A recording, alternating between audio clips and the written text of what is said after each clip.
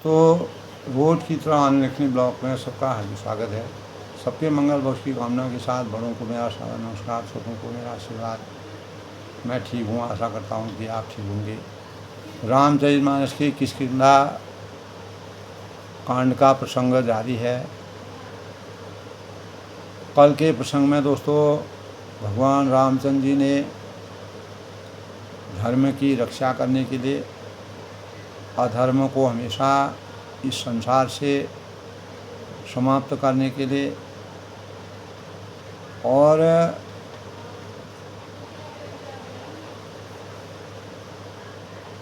भय से रहित जीवन को पूर्णता में परिवर्तित करने के लिए वानरराज सुग्रीव से ऋषिमुख पर्वत पर जो मैत्री के भावों का संचार किया और जिसके अंतर्गत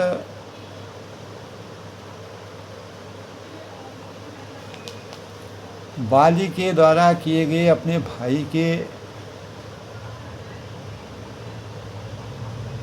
लिए अन्याय की समीक्षा, अन्याय के भावों का वर्णन किया गया है। तो भगवान ने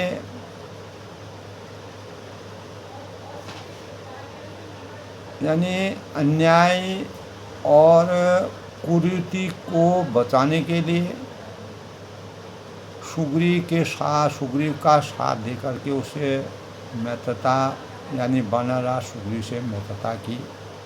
तुलसीदास जी ने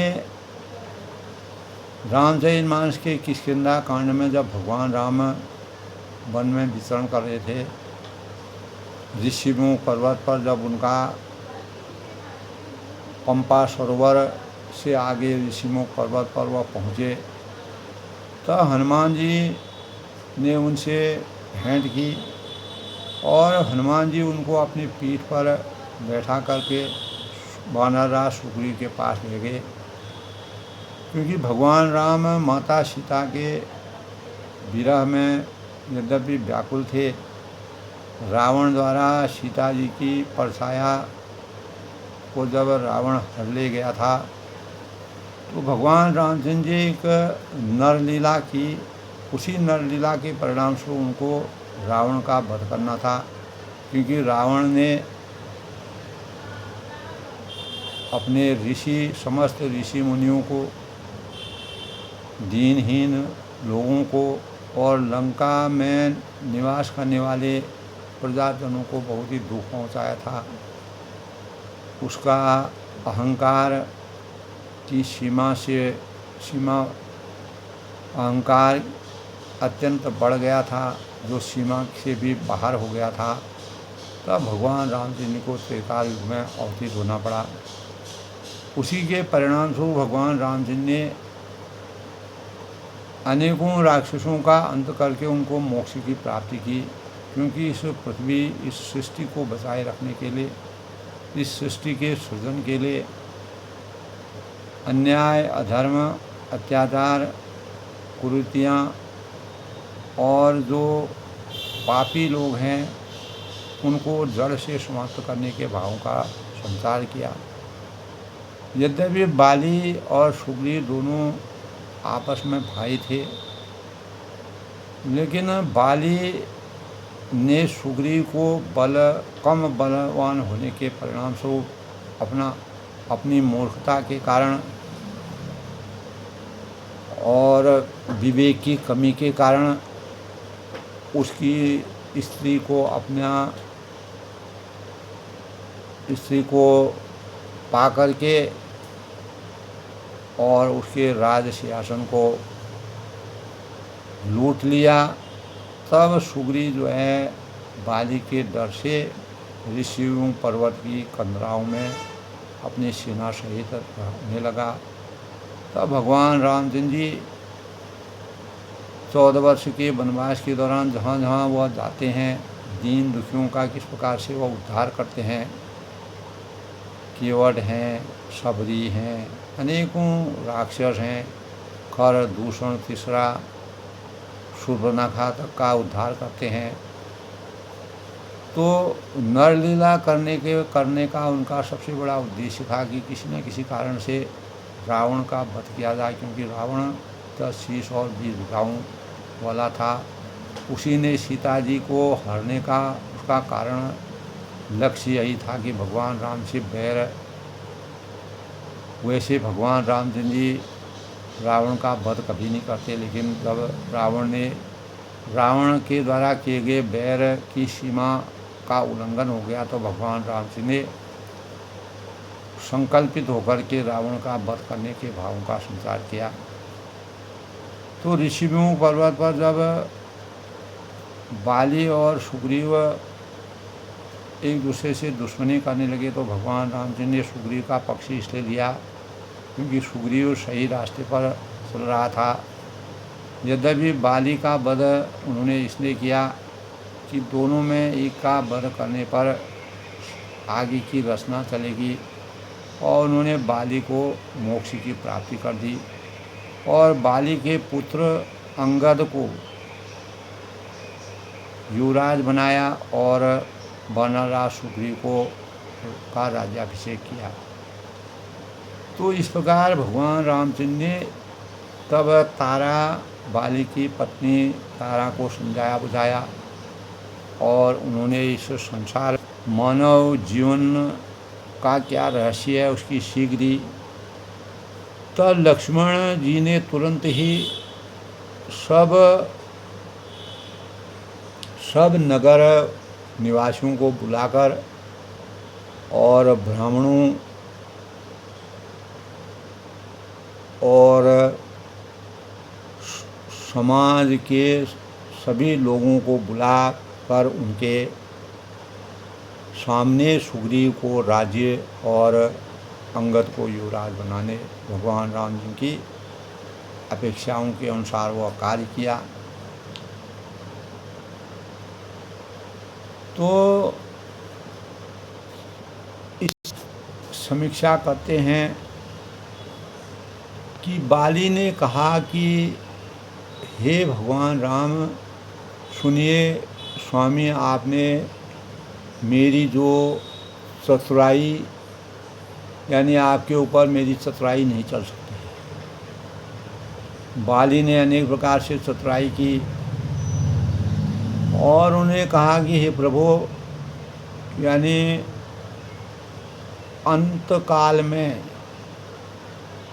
आपकी गति शरण पाकर ही अब भी पापी ही रह गया। भगवान राम जी ने जब उसका वध करने के बाद उसको जीवन दान देने की अपेक्षा जाहिर की, तब बाली की समझ में अर्थ धर्म काम मोक्ष की प्राप्ति के पश्चात ज्ञान की प्राप्ति हुई और बाली की अत्यंत कोमल वाणी सुनकर श्री रामचंद्र ने उसके सिर को अपने हाथ से स्पर्श किया और कहा कि मैं तुम्हारे शरीर को अचल कर सकता हूँ, तुम जैसे पहले थे वैसे बन सकते हो और तुम प्राणों को अगर रखना चाहते हो। तो बाली ने इस संबंध में कहा कि हे कृपा निधान सुनिए कि मुनिगण जन्म जन्म में प्रत्येक जन्म में अनेकों प्रकार से साधना करके अस्थि पंजर उनका रह जाता है, फिर भी वह उनको भगवान राम यानी आपके साक्षात दर्शन नहीं होते हैं। फिर भी यानी अंत काल में भी उन्हें राम नहीं, यानी वह राम का नाम नहीं पुकार सकते। भगवान की प्राप्ति उनको उनके मुख से राम नाम नहीं निकलता है।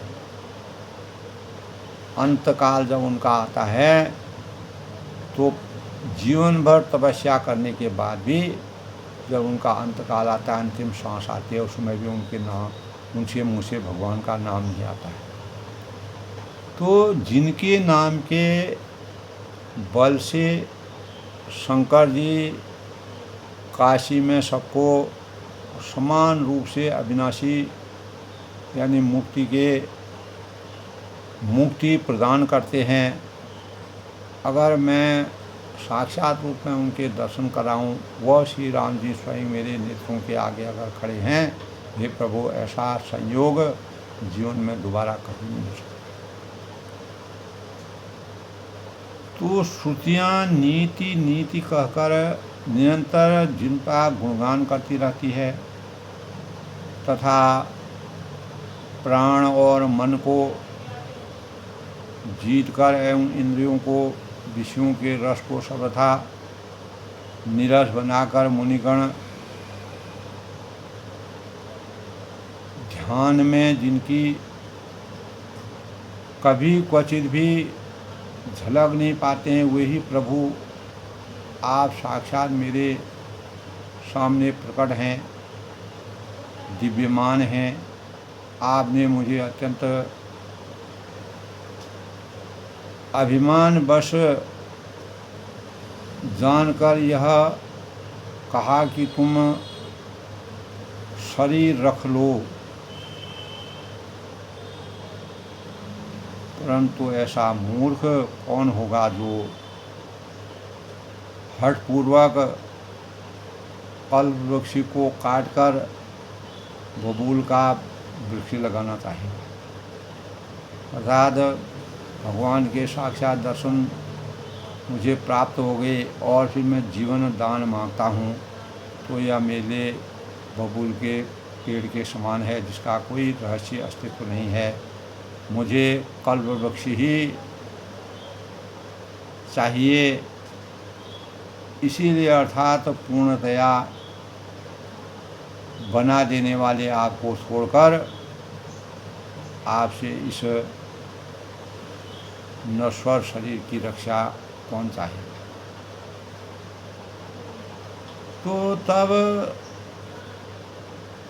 यद्यपि बाली जो है अंतिम अवस्था में था, तब उसने कहा कि हे नाथ, अब जैसे ही भगवान ने उसको स्पर्श किया, उसको थोड़ा चेतन आ गया, अब मुझ पर दया दृष्टि कीजिए कि और मैं जो वर मांगता हूँ उसे दीजिए। मैं कर्मवश जिस भी योनि में जन्म लूँ, और वही श्री रामचंद्र जी आपके चरणों में मेरा निरंतर प्रेम रहे, और मैं आपके चरणों में हमेशा समर्पित रहूं। हे कल्याण प्रद भगवान, मुझ पर इस प्रकार की दया कृपा कीजिए। मेरा पुत्र अंगद है, जो विनय और बल में मेरे ही समान है, और इसे स्वीकार, यद्यपि मैं अपने प्राणों को त्याग रहा हूँ, तो इसको आपको स्वीकार, आपके शरण में मैं इसको आपके शरण में इसको अर्पित करता हूँ। और हे देवता और मनुष्य के नाथ, यानी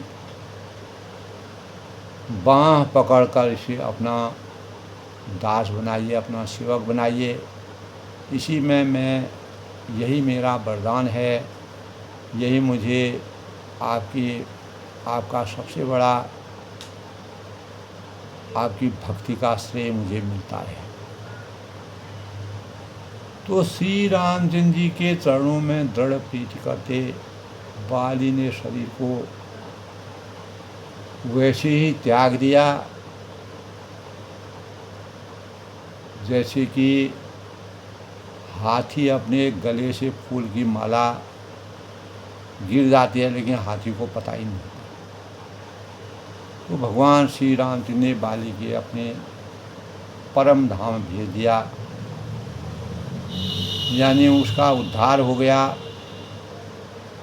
और नगर के सब लोग व्याकुल होकर बाली की स्त्री तारा अनेकों प्रकार से विलाप करने लगी। तो उसके बाल बिखरे हुए हैं और उसको कोई संभाल नहीं पा रहा है। तब तारा ने व्याकुल होकर भगवान रामचंद्र से कहा कि उस ज्ञान को दिया। तारा विकल देख रघुराया, दीन ज्ञान हरिलीन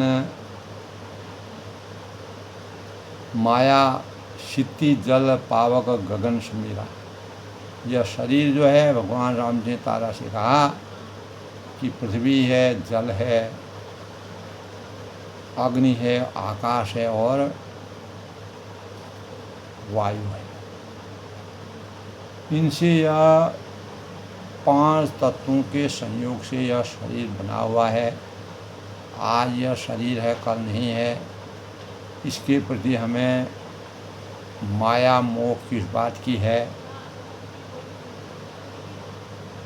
तो शरीर भगवान के द्वारा जब रचा गया है तो वह शरीर तो प्रत्यक्ष तुम्हारे सामने विराजमान है और जीव नित्य है। फिर तुम किसके लिए यह विलाप कर रही हो? तब ज्ञान उपजा, ज्ञान चरण तब लागी। जब भगवान रामचंद्र जी अपने भावों से तारा यानी बाली की पत्नी तारा को ज्ञान के भावों से संचित किया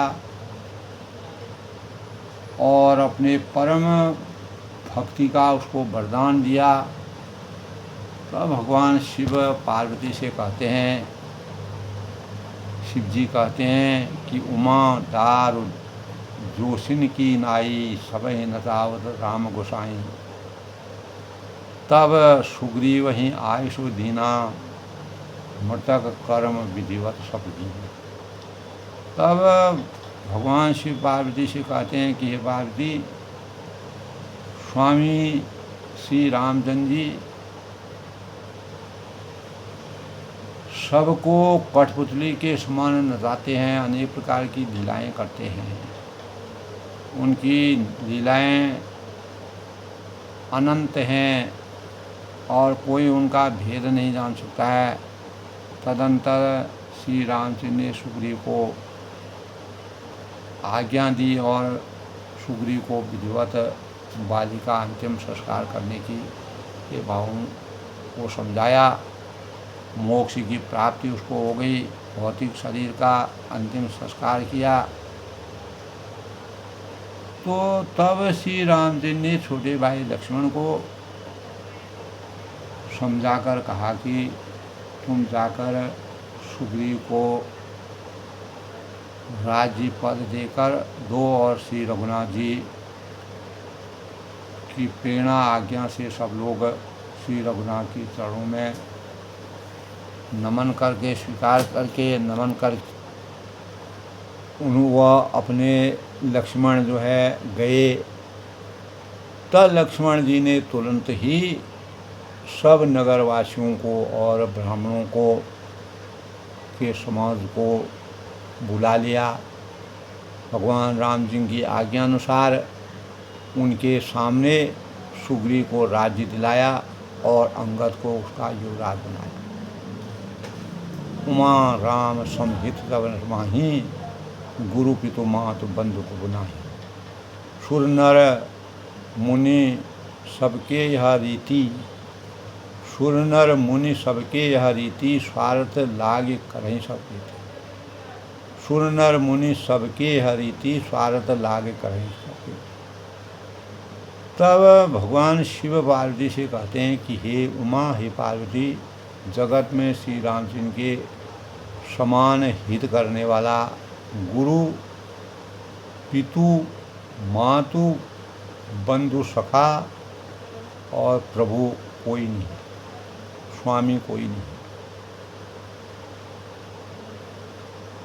यानी सुर नर मुनि सब के हरीति, देवता है, मनुष्य है और मुनि, सबकी यही रीति है कि स्वार्थ के लिए सब प्रीति करते हैं, स्वार्थ देख करें सब प्रीति। तो आज के परिवेश में भी इस प्रकार का परिवेश है, बिना स्वार्थ के कार्यों, यानी एक दूसरे पर सब निर्भर रहते हैं, स्वार्थ के बिना कोई भी कार्य नहीं होता है। भगवान रामचंद्र जी ने सबको निस्वार्थ भाव से कार्य करने के लिए हमेशा इस प्रकार की प्रेरणा से प्रतिबद्ध कराया। तो बाल त्रास व्याकुल दिन राति, तन बहु बरन चिंता और साथी, कोई सुग्रीव कीन कबीराहु, अति कपाल रघुबीर सुभाव। तो जो सुग्रीव दिन रात बाली के भय से व्याकुल रहता था, परेशान रहता था, दुखी रहता था, और जिनके शरीर में बहुत से घाव हो गए थे, और जिसको सोई सुग्रीव कीन कपीराहु, जिसकी छाती चिंता के मारे जला करती थी, परेशान था, अति कृपाल रघुबीर स्वभाव, उसी सुग्रीव की को उन्होंने वानरों का राजा बना दिया। और श्री रामचंद्र जी का स्वभाव अत्यंत ही कृपालु है, दयालु है। तुलसीदास जी ने भगवान राम के स्वार्थहीन और निस्वार्थ भाव से कार्यों को करने के लिए मानव जीवन को किस प्रकार की प्रेरणा दे करके परोपकाराय संता विभूतया और सर्वे संतुष्ट बिना के भावों का संचार किया। तो जानत हूँ अस प्रभु परिहरहि। तो जब भगवान शिव पार्वती से भगवान रामचंद्र जी के इस प्रकार के विचारों की समीक्षा करते हैं कि सुर नर मुनि सब के हरिति, स्वार्थ लाग करें सब प्रीति, उमा राम सम हित जगत माही, गुरु पितु मातु बंधु प्रभु। यानी हे पार्वती, जगत में श्री राम जी के समान हित करने वाला गुरु है, पिता है, माता है, बंधु है और स्वामी कोई नहीं है। अर्थात सुर नर मुनि सबके हरिति, यानी देवता हैं, जिस प्रकार इंद्र थे, केवल अपने कार्यों को पूर्ण करने के लिए जब भगवान राम जी वन में आते हैं, 14 वर्ष तक भरत उनको लौटाने के लिए आते हैं, तो इंद्र देवता को अपने सुख की, भौतिक सुखों की आसक्ति से वंचित होने के लिए अगर भगवान राम जी अयोध्या को लौट जाते हैं तो राक्षसों का आतंक हो जाएगा और इंद्र परेशान हो जाएंगे। तो उन्होंने अनेक प्रकार के कुचाल रचने की कोशिश की। तभी कहा है सुर नर मुनि सब होए, सुर नर मुनि सब के हरिति। यानी संसार में देवता, मनुष्य और मुनि सब की यही रीति है, यही गति है कि स्वार्थ देख करें सब रीति। कुछ लोग ही ऐसे होते हैं जो निस्वार्थ भाव से कार्य करते हैं, लेकिन अधिकतर लोग स्वार्थ के बिना किसी का कोई कार्य नहीं करते हैं। यह रामचरितमानस की एक प्रेरणा के रूप में तुलसीदास ने कितना हृदयस्पर्शी वर्णन किया है। तो जो सुग्रीव रात दिन बाली के भय से व्याकुल हो रहता था और जिसके शरीर में बहुत से घाव हो गए थे, और जो भय के मारे कंदराओं में छिपा रहता था, जिसकी छाती चिंता के मारे रात दिन जला करती थी, उसी सुग्रीव को भगवान राम जी ने वानरों का राजा बना दिया। श्री राम, अभी भगवान राम जी का कोई भी स्वार्थ उससे कोई स्वार्थ की बात नहीं थी, लेकिन श्री रामचंद्र ने का स्वभाव अत्यंत ही कृपालु है, दयालु है। सबरी जो कभी भी भगवान रामचंद्र का केवल स्मरण करती थी, लेकिन जिसको कभी स्वप्न में भी आशा नहीं थी कि भगवान रामचंद्र जी मुझे साक्षात दर्शन देंगे। अनेकों ऋषि मुनि हैं, दीन हैं, केवट हैं, अनेकों देवी देवता हैं, यहाँ तक कि राक्षसों को भी शरण में आने के बाद उन्हें उनको भी मोक्ष की प्राप्ति की। तब भगवान शिव ने पार्वती से पूरा इसका वंचन किया, रामचंद्र के चरित्र का बखान किया। जानत हूँ अष्टभु परिहरहि। तो उन्होंने कहा, जो लोग जानते हुए भी ऐसे प्रभु को त्याग देते हैं, जो उनका श्रवण नहीं करते हैं, काहे न विपत्ति जाल नर पर ही, तो वे क्यों न विपत्ति के जाल में फंसे रहेंगे। अगर मानव जीवन प्राप्त करने के बाद जो उन भगवानों के साक्षात यानी जो भगवानों का स्मरण नहीं करते हैं, वो अनेक प्रकार की विपत्तियों में क्यों के जाल में इसीलिए फंसे रहते हैं। पुण्य सुग्रीव ही दीन बुलाई। तब श्री रामचंद्र ने सुग्रीव को बुला लिया, बहु प्रकार नृपनीति सिखाई और बहुत प्रकार से उनको राजनीति की शिक्षा दी। किस प्रकार से राजनीति की जाती है, कैसे शुचिता के भावों का संचार किया जाता है और मानव कल्याण के लिए क्या क्या करना चाहिए,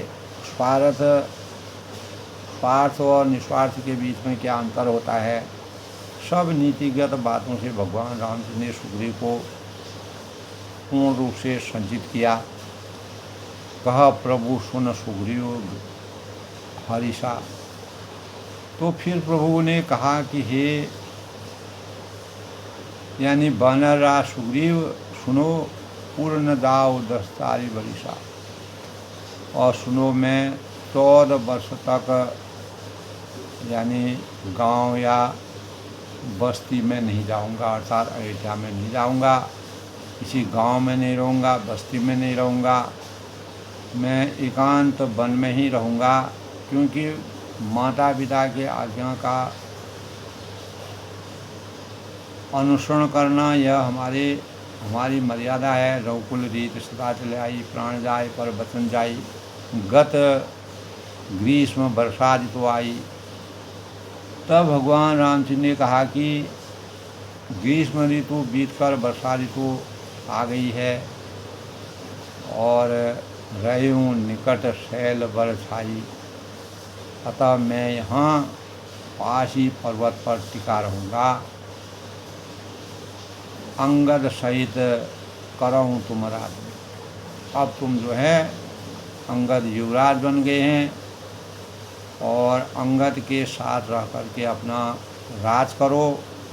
संतन हृदय धरे मम काजू, और मेरे कामना के अनुसार, मेरी इच्छा के अनुसार हृदय में सदा ध्यान रखना।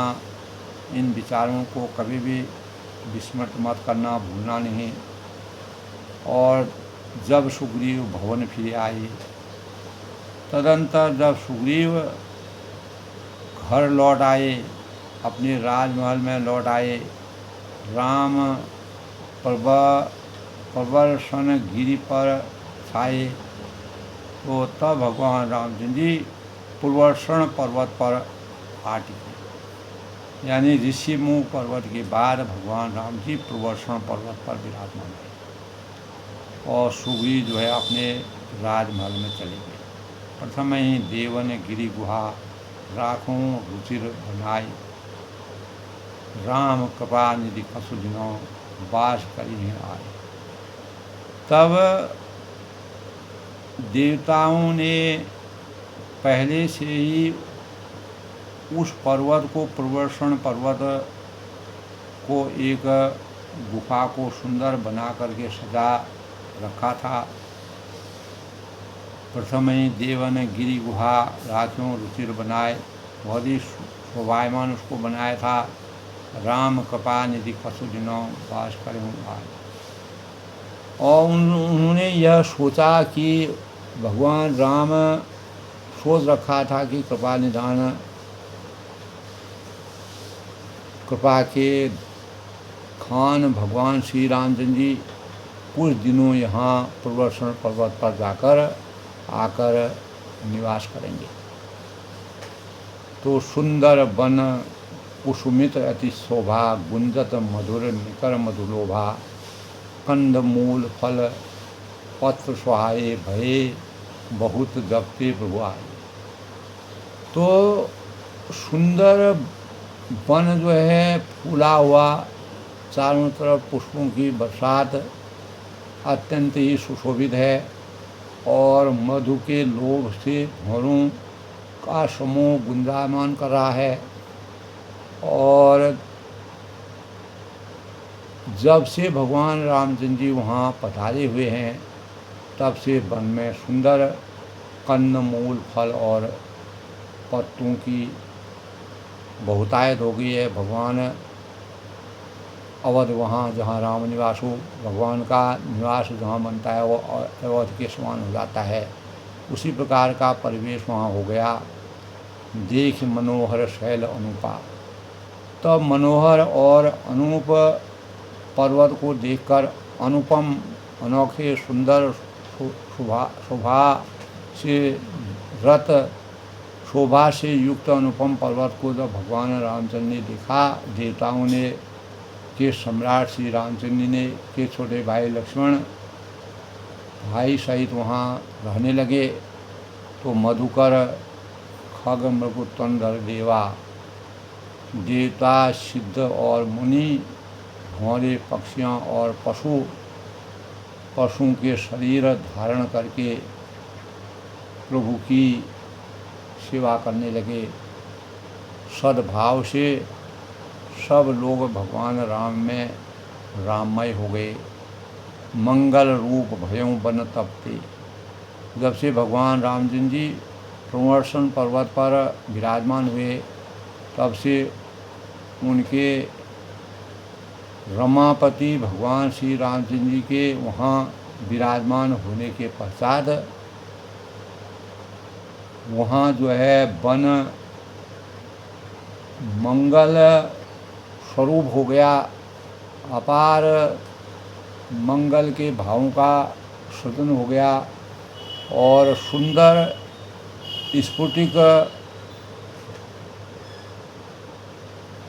स्फुटिक मणि की एक अत्यंत ही उज्ज्वल शिला से जो गुफा शोभित है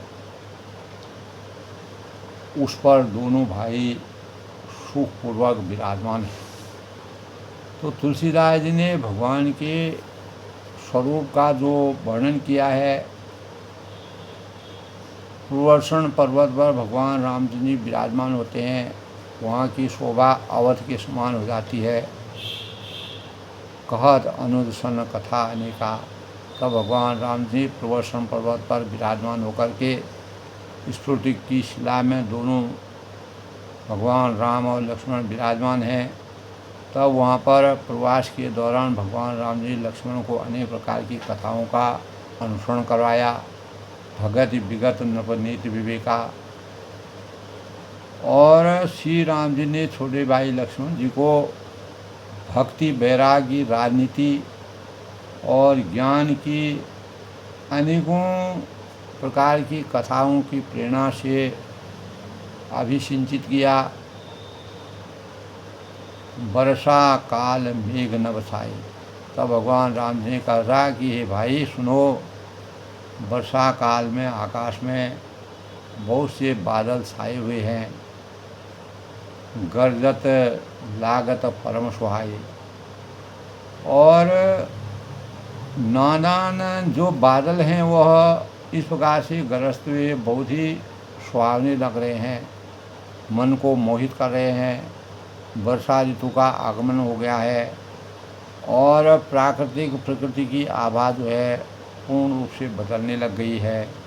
लक्ष्मण देख मोर मनो, लक्ष्मण देख मोर गनो। तब भगवान श्री राम जी लक्ष्मण से कहते हैं कि हे लक्ष्मण सुनो, देखो मोरों के झुंड जो हैं वह बादलों को देखकर नाचने लगते हैं। लक्ष्मण देख मोर गनो, यानी मोरों के जो झुंड हैं वह नाचत बारिद पेख, बादलों के स्वरूप को देख कर के वह अनेक प्रकार से नृत्य कर रहे हैं। अपार तरह तरह के जो मोर हैं वह अपनी छवि को बिखेर रहे हैं।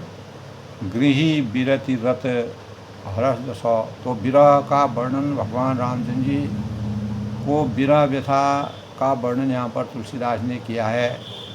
जैसे वैराग्य में अनुरक्त ग्रस्त किसी विष्णु भक्तों को देखकर यानी हर्षित होते हैं। तो इस प्रकार की आभा हो रही है कि वैराग्य में अपने मन में अपनी अंतर्वेदना को का वर्णन करते हुए भगवान रामचंद्र जी अनेक प्रकार के भावों से लक्ष्मण को प्राकृतिक छटा का वर्णन कराते हैं। पशु हैं, पक्षी हैं और वहाँ की प्राकृतिक आभा है। प्रवर्षण पर्वत पर जो गुफा है, जो स्फटिक की शिला है, उस पर भगवान राम और लक्ष्मण विराजमान होते हैं। अनेक प्रकार की प्राकृतिक छटा और प्रकृति का अभिनंदन करते हुए भगवान रामचंद्र जी विरह व्यथा के स्वरूप में विराजमान होकर के कभी बादलों के गरजने को, कभी मोरों के नाचने को, कभी भंवरों के गुंजायमान होने को, यानी अनेक प्रकार की तरह तरह की वेदनाएं उनके अंतःकरण में विराजमान होती है, जिसके परिणाम स्वरूप भगवान राम पूर्ण रूप से सीता जी के विरह में व्यथित लगते हैं। तो श्री रामचंद्र जी के छोटे भाई लक्ष्मण जी के ने से भक्ति, वैराग्य, राजनीति और ज्ञान की अनेकों कथाएं कहते हैं, सुनाते हैं, प्रेरणादायक बातों से उनको अभिभूत करते हैं। और वर्षा काल में आकाश में जो छाए हुए बादल हैं वो आपस में किस प्रकार से गरज करके आवाज़ करते हैं। और श्री रामचंद्र जी तब अनेकों भावों को अपने अंतर वेदना में लाते हुए तुलसीदास ने भगवान रामचंद्र के अंतर्मन की अनेक प्रकार की लीलाओं को दिखाते हैं। अंतर्मन की बातों को कहते हुए कहते हैं कि श्री रामचंद्र जी कहने लगे कि हे लक्ष्मण, देखो मोरों के झुंड इन बादलों को देखकर, यानी न धूप है न छाया है, ऐसे सुंदर परिवेश को देखकर मोर कितने आनंद की अनुभूति कर रहे हैं, अर्थात अपार आनंद की अनुभूति हो रही है। जैसे वैराग्य में अनुरक्त होते हैं, विलीन होते हैं। गृहस्थ का जीवन, अगर वैराग्य में कोई गृहस्थी जीवन में रहता है, अगर वह वैराग्य में चला जाता है तो किसी विष्णु भक्ति को देखकर वह हर्षित होने लगता है, खुशी का आभास करता है। वही स्वरूप जो है प्रकृति की छटा के स्वरूप का गान और उनके रहस्य का वर्णन भगवान राम लक्ष्मण जी से करते हैं। प्रवर्षण पर्वत की गुफा में प्रवास करने के दौरान भगवान रामचंद्र ने सुग्रीव और अंगद को सुंदर राज्य सौंप करके और अपने स्वयं से कहा कि मैं न नगर में बस सकता हूँ, न किसी गांव में बस सकता हूँ। मैं केवल अपने माता पिता के आदेशानुसार वन में ही प्रवास करूँगा 14 वर्ष तक। यही रघुकुल की रीति है। यही रघुकुल रीति सदा चले आई, प्राण जाए पर वचन जाई। तो हमें अपनी मर्यादा और अपने संस्कारों को हमेशा संजोकर रखने के लिए किस प्रकार से प्रतिबद्ध होकर के रहना चाहिए। वही त्याग, राम का अर्थ ही त्याग है। तो यहाँ पर भगवान राम जी के त्याग और समर्पण के भावों का संचार तुलसीदास ने बड़ा ही हृदयस्पर्शी स्वरूप में किया है। तो आज के प्रसंग में दोस्तों भगवान राम जी के चरित्र अपार और प्राकृतिक छटा की अनुभूति में विराजमान होकर भगवान रामचंद्र ने जिस प्रकार लक्ष्मण को प्रेरणा दी है, तो तुलसीदास जी ने बड़ा ही हृदयस्पर्शी वर्णन किया है। मैं सबके मंगल हो उसकी कामना के साथ आज के रामचरितमानस के किष्किंधा कांड के प्रसंग का अंत करते हुए सबके अपनी वाणी को विराम देता हूँ। कल फिर नए प्रसंग से मिलते हैं, तब तक मैं सबका अभिनंदन करता हूँ। जय श्री राम के साथ सबके मंगल हो उसकी कामना।